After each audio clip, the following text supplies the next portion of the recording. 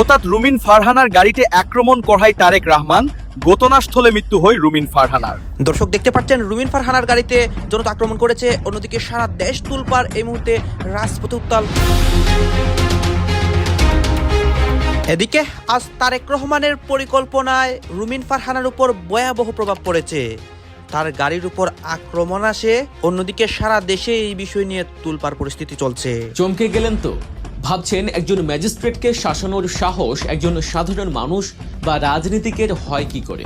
কিন্তু না, এটা কোনো সাধারণ ঘটনা নয়। এটা প্রশাসনের নাকের ডগায় দাঁড়িয়ে খোদ ম্যাজিস্ট্রেটের মুখের উপর আঙুল উঁচিয়ে ব্যারিস্টার রুমিন ফারহানা যা করলেন তা শুধু সাহস নয়, এক বারুদ। তিনি স্পষ্ট জানিয়ে দিলেন, ভদ্রতা দেখানোর দিন শেষ, এখন হবে আসল খেলা। আওয়ামী লীগকে নির্বাচনে অংশগ্রহণ না করতে দিলে নির্বাচন বয়কটের প্রকাশ্যে হুঁশিয়ারি দিলেন রুমিন ফারহানা। বাংলাদেশের বিভিন্ন স্থানে প্রতিটি কেন্দ্রে নিয়োগ থাকবে সামরিক বাহিনী। সারা দেশে 9 লক্ষ বাহিনী নামাবে নির্বাচনের আগে। এক অপরাধে 3 সাজা। এই প্রশাসনের অধীনে আমি কেমন করে নির্বাচন করি, যারা অলরেডি এতটা বায়াসড? তত্ত্বাবধায়ক সরকার কি ফিরে আসবে? কে হবেন সেই সরকারের প্রধান উপদেষ্টা? আগামী নির্বাচন কি তত্ত্বাবধায়ক সরকারের অধীনে হবে? আলটিমেটলি যেটি বলবার সেটি হচ্ছে যে ডক্টর মোহাম্মদ ইউনূসের অধীনে ত্রয়োদশ জাতীয় সংসদ নির্বাচন আসলে হবে না। সেই উত্তপ্ত বিকেলটি ছিল আইনের শাসনের জন্য এক কালো অধ্যায়। ব্রাহ্মণবাড়িয়া 2 আসনের স্বতন্ত্র প্রার্থী রুমিন ফারহানা যে আচরণ করেছেন তাকে শুধু অশোভন বললে ভুল হবে। এটি ছিল সরাসরি রাষ্ট্রকে চ্যালেঞ্জ করা। রুমিন ফারহানার ম্যাজিস্ট্রেটের সাথে ঘটনাটি পুরো রাষ্ট্রকে চ্যালেঞ্জ করেছিল। আজকে তারেক রহমানের পরিকল্পনায় রুমিন ফারহানার উপর ভয়াবহ প্রভাব পড়ে। দর্শক শ্রোতা, এই বিষয়টাকে কেন্দ্র করে দেশের প্রত্যেকটা জনগণ অবাক হয়েছিল যে রুমিন ফারহানা কিভাবে একজন ম্যাজিস্ট্রেটের সাথে এই আচরণটি করতে পারেন, এবং রুমিন ফারহানার সাহসিকতার জন্য সে আজকে নিজেই বিপদে পড়েছে। আপনারা সম্পূর্ণ ভিডিও দেখবেন। এই মুহূর্তে রুমিন ফারহানার অবস্থা এবং সারা দেশের রাজনীতির অবস্থা সবকিছুই দেখতে পারবেন এই একটি নিউজ প্রতিবেদনে। আসুন আমরা কথা বাড়াচ্ছি না, আমরা সরাসরি ভিডিওর মূল আলোচনায় চলে যাচ্ছি। চমকে গেলেন তো?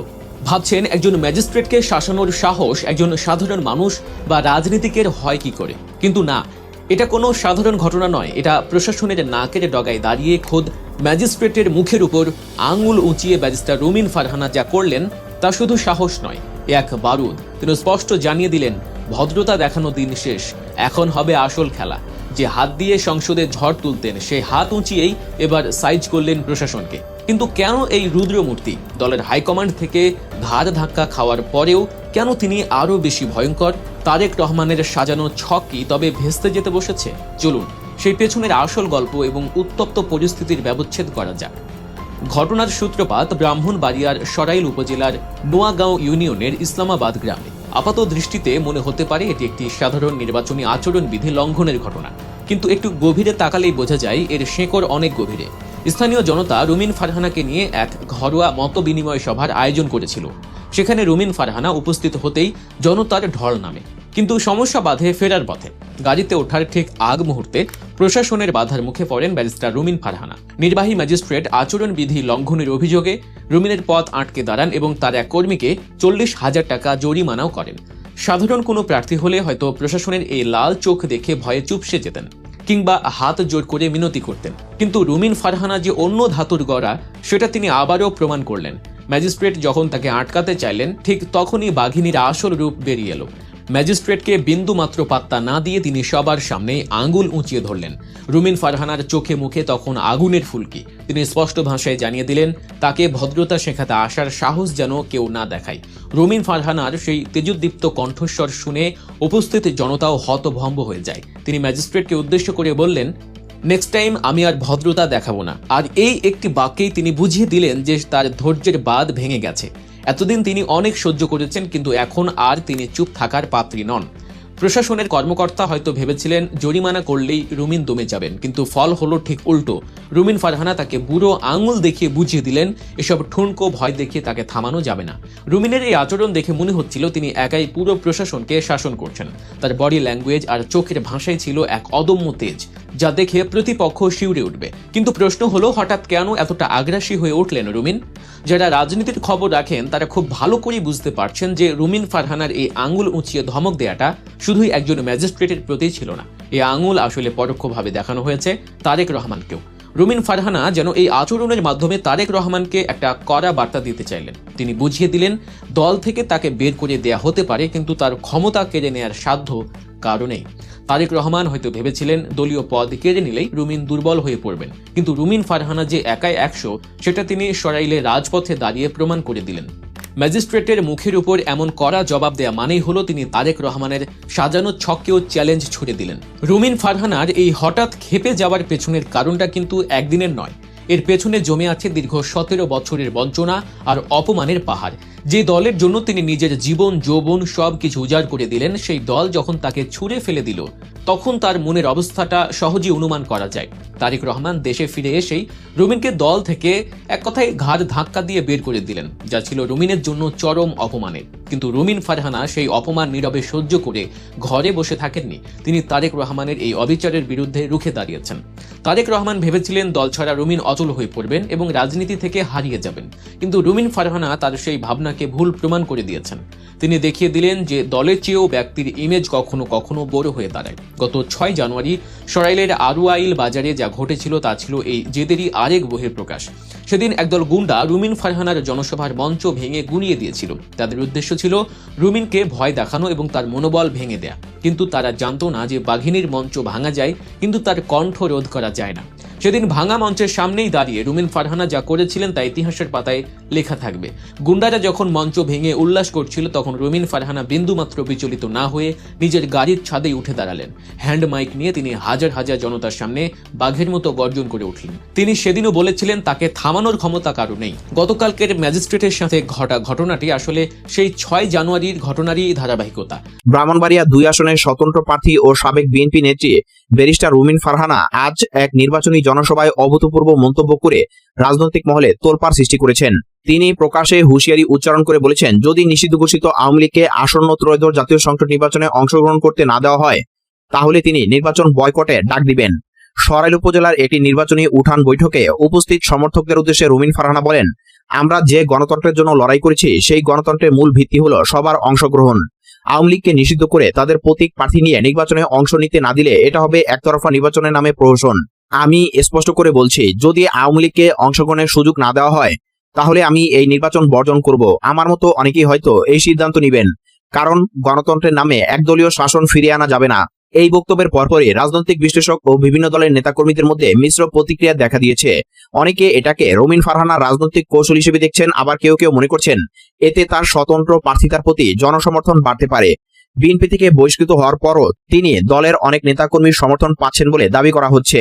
প্রসঙ্গত, অন্তর্বর্তী সরকারের পক্ষ থেকে আওয়ামী লীগের রাজনৈতিক কার্যক্রম নিষিদ্ধ ঘোষণা করা হয়েছে এবং দলটির নিবন্ধন স্থগিত রয়েছে।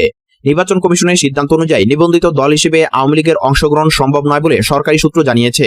এরপরও দলটির সাবেক নেত্রী শেখ হাসিনা ভারত থেকে ভোট বয়কটের ডাক দিয়েছেন। এই পরিস্থিতিতে রুমিন ফারহানার বক্তব্যকে অনেকে প্রতিশোধমূলক বা জনমত গঠনের চেষ্টা হিসেবে বিবেচনা করছেন। রুমিন ফারহানা তার বক্তব্যে আরো বলেন, আমি আওয়ামী লীগের সমর্থক নই। গত 15 বছরে তাদের অত্যাচার নির্যাতনের শিকার হয়েছে, কিন্তু গণতন্ত্র মানে শুধু আমার পছন্দের দলের জয় নয়, সবাইকে প্রতিযোগিতায় আনতে হবে, না হলে এই নির্বাচনে বৈধতা নিয়ে প্রশ্ন উঠবে। আমি চাই না দেশ আবার একদলীয় শাসনের দিকে যাক। এদিকে ব্রাহ্মণবাড়িয়া 2 আসনে তার প্রতিদ্বন্দ্বী জামাতে উলামা ইসলামের প্রার্থী মাওলানা জুনায়েদ আল হাবিবের সমর্থকরা এই বক্তব্যকে বিভ্রান্তিকর বলে উড়িয়ে দিয়েছেন। একজন স্থানীয় নেতা নাম প্রকাশ না করার শর্তে বলেন, রুমিন আপা এখন নির্বাচনী প্রচারণায় ভোটারদের মন জয় করতে নানা কৌশল নিচ্ছেন। আওয়ামী লীগের নাম করে সহানুভূতি আদায়ের চেষ্টা করছেন, কিন্তু এলাকার মানুষ জানে তিনি বিএনপির লোক ছিলেন। নির্বাচন কমিশন সূত্র জানিয়েছে, ত্রয়োদশ জাতীয় সংসদ নির্বাচন আগামী 12 ফেব্রুয়ারি অনুষ্ঠিত হবে। এই পর্যন্ত স্বতন্ত্র প্রার্থী হিসেবে রুমিন ফারহানার পদচারণা বেশ জোরালো। তিনি প্রশাসনে বাধা, মঞ্চ ভাঙচুর সহ নানা ঘটনার মুখোমুখি হয়েছেন বলে অভিযোগ করেছেন। রাজনৈতিক বিশ্লেষকরা মনে করছেন, রুমিন ফারহানার এই হুঁশিয়ারি নির্বাচনী পরিবেশে নতুন মাত্রা যোগ করেছে। কেউ কেউ এটাকে তার ব্যক্তিগত অবস্থানের প্রকাশ বলছেন, আবার কেউ বলছেন এতে অন্তর্বর্তী সরকারের নীতির প্রতি অসন্তোষ প্রকাশ পেয়েছে। এ বিষয়ে অন্তর্বর্তী সরকারের কোনো মুখপাত্র এখনো আনুষ্ঠানিক প্রতিক্রিয়া জানাননি। তবে নির্বাচন কমিশন সূত্র বলছে, নির্বাচন সুষ্ঠু ও অংশগ্রহণমূলক করার জন্য সব ধরনের প্রস্তুতি চলছে। রুমিন ফারহানার এই বক্তব্য শেষ পর্যন্ত কতটা প্রভাব ফেলবে তার সময় বলে দেবে। তবে এটি নিঃসন্দেহে আসন্ন নির্বাচনের আলোচনায় একটি গুরুত্বপূর্ণ অধ্যায় যোগ করেছে। বাঁশের চেয়ে যেমন কঞ্চি বড়, তেমনি বাংলাদেশের ত্রয়োদশ জাতীয় সংসদ নির্বাচনে দেশের অন্তর্বর্তী সরকারের কাছে ভোটের চেয়ে গণভোট বেশি প্রিয়। অন্যদিকে সরকারের মিত্র দলগুলো ব্যস্ত লেভেল প্লেইং ফিল্ডের নামে আসন বন্টন সমঝোতা নিয়ে। রেফারি নিজেই খেলোয়াড় হয়ে যাওয়ায় যাদের জন্য ভোট, সে জনগণের মধ্যে অবশ্য ভোট হোক আর গণভোট কোনোটি নেই বিন্দু মাত্র আগ্রহ নেই। সূত্রগুলো বলছে ভোটের নাটকে সরকার ও সরকারি মিত্রদের চিন্তা হলো দুটি। প্রথমটি হলো বিদেশি শক্তিগুলো এমন নিয়ন্ত্রিত ভোটকে কিভাবে দেখছে, আর দ্বিতীয়টি হলো নির্বাচনের আগে কার্যক্রম নিষিদ্ধ থাকা আওয়ামী লীগ কি করবে। আওয়ামী লীগ নিয়ে সরকারের চিন্তা হঠাৎ করে বেড়ে যাওয়ার কারণ হলো বিদেশি দেশ ও সংস্থার প্রতিনিধিদের সাথে গত কয়েক সপ্তাহে আওয়ামী লীগের শীর্ষ পর্যায়ের নেতাদের বেশ কয়েকটি বৈঠক হয়েছে। এসব বৈঠকের পরপরই 17 জানুয়ারি ভারতের দিল্লির প্রেস ক্লাব অফ ইন্ডিয়ায় আওয়ামী লীগের 2 সাবেক মন্ত্রী সংবাদ সম্মেলন করেছে। এর মধ্যে প্রচার করা হচ্ছে আগামী শুক্রবার 23 জানুয়ারি দিল্লিতে সাংবাদিকদের জন্য আয়োজিত একটি অনুষ্ঠানে বক্তব্য দিবেন বাংলাদেশের সাবেক প্রধানমন্ত্রী শেখ হাসিনা। তবে আমরা নিশ্চিত হতে পেরেছি সেভ ডেমোক্রেসি ইন বাংলাদেশ বা বাংলাদেশের গণতন্ত্র বাঁচাও শীর্ষক অনুষ্ঠানটি দিল্লিতে হলেও শেখ হাসিনা ওই অনুষ্ঠানে সশরীরে থাকবেন না। সেই অনুষ্ঠানে শেখ হাসিনার একটি অডিও বার্তা প্রচার করা হবে। তবে সূত্রগুলো বলছে সেই অডিও বার্তার মাধ্যমে শেখ হাসিনা বাংলাদেশের ত্রয়োদশ জাতীয় সংসদ নির্বাচন উপলক্ষে এমন কিছু বার্তা দিবেন যেটি গত 1 সপ্তাহ ধরে অনুষ্ঠিত বৈঠকের আলোকেই হবে। প্রশ্ন হলো, শেখ হাসিনা ও তার দল এরই মধ্যে ভোট বর্জনের কথা বলেছেন, তাহলে 23 জানুয়ারি নতুন কি বার্তা দিতে পারেন তিনি? বিস্তারিত জানতে চলুন যাওয়া যাক বিশ্লেষণ।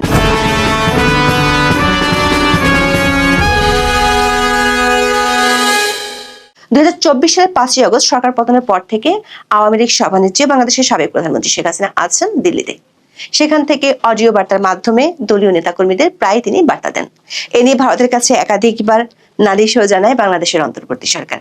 এতে অবশ্য কোনো লাভ হয়নি। উল্টো ইংরেজি বাংলা মিলিয়ে একাধিক আন্তর্জাতিক ও ভারতীয় সংবাদ মাধ্যমকে ইমেইলের মাধ্যমে সাক্ষাৎকার দিয়েছেন শেখ হাসিনা। সেসব সাক্ষাৎকারে বাংলাদেশের অন্তর্বর্তী সরকারের বৈধতা নিয়ে প্রশ্ন তোলার পাশাপাশি এই সরকার আমলে মানবাধিকার লঙ্ঘন, সংখ্যালঘু নির্যাতন এবং আওয়ামী লীগের নেতাকর্মীদের উপর নিপীড়ন সহ একাধিক ইস্যুতে তিনি মন্তব্য করেছেন। প্রায় সবগুলো সাক্ষাৎকারে তিনি দাবি করেছেন তার দল আওয়ামী লীগ নির্বাচনে অংশ নিতে চায়, কিন্তু আওয়ামী লীগের জনপ্রিয়তায় ভয় পেয়ে সরকার আওয়ামী লীগকে নির্বাহী আদেশে নিষিদ্ধ করে ভোটের মাঠ থেকে বাইরে রেখেছে। কিন্তু অডিও বার্তা কিংবা ইমেল সাক্ষাৎকার দিলেও শেখ হাসিনাকে গত 17 মাসে সশরীরে দেখা যায়নি কিংবা ভিডিও বার্তাও দিতে দেখা যায়নি। ভারতীয় এক সাংবাদিকের ভিডিও বার্তা থেকে প্রচারিত হয়েছে 23 জানুয়ারি শেখ হাসিনা সশরীরে সাংবাদিকদের জন্য আয়োজিত একটি অনুষ্ঠানে। উনি এত নিশ্চিতভাবে কিভাবে বলতে পারলো যে 1,500 অস্ত্র আপনার 5 আগস্টে যে লুটপাট হয়েছিল সেটি ব্যবহার হবে না নির্বাচনের সময়? উনি এতটা গ্যারান্টি দিয়ে কিভাবে বলতে পারে? তাহলে কি 5 আগস্টের পরে থানা পুড়িয়ে দেওয়া যেই সন্ত্রাসীরা, জঙ্গিবাদীরা পুলিশকে গণহত্যা করে তারা যে অস্ত্রগুলা আপনার হাতিয়ে নিয়েছে, লুটপাট করে নিয়েছে, তাহলে সেই সকল অস্ত্র কি এই স্বরাষ্ট্র উপদেষ্টার বেডরুমে রেখে দিয়েছে নাকি তালা মেরে? যে আমি গ্যারান্টি দিয়ে বলতে পারি নির্বাচনের সময় 1,500 অস্ত্র ব্যবহার হবে না। উনি এতটা নিশ্চিতভাবে কিভাবে জনসম্মুখের মাঝখানে বলতে পারে? উনি কিভাবে জানলো যে যাদের হাতে এই 1,500 অস্ত্র রয়েছে তারা নির্বাচনের সময় বা আগে তারা এই অস্ত্র ব্যবহার করবে না? উনি এই কথা পর্যন্ত বললেন যে হারিয়ে যাওয়া যে অস্ত্রগুলা রয়েছে সেগুলা উদ্ধার করা হয়নি। আমি আপনাদেরকে গ্যারান্টি দিয়ে বলতে পারি সেই অস্ত্রগুলা ব্যবহার করা হবে না। এখন আমার কথা হচ্ছে, উনি যেহেতু জানে যে হারিয়ে যাওয়া বা লুটপাট করা 1,500 অস্ত্র বাংলাদেশের 5 আগস্টের পরে গায়েব হয়ে গেছে, অন্তর্বর্তীকালের সরকার সেটা কিন্তু উদ্ধার করেনি। তার মানে ওনারা জানে যে এই 1,500 অস্ত্র কাদের অধীনে রয়েছে, তাই তো? তাহলে কেন তারা উদ্ধার করেনি? এটা হচ্ছে প্রথম প্রশ্ন।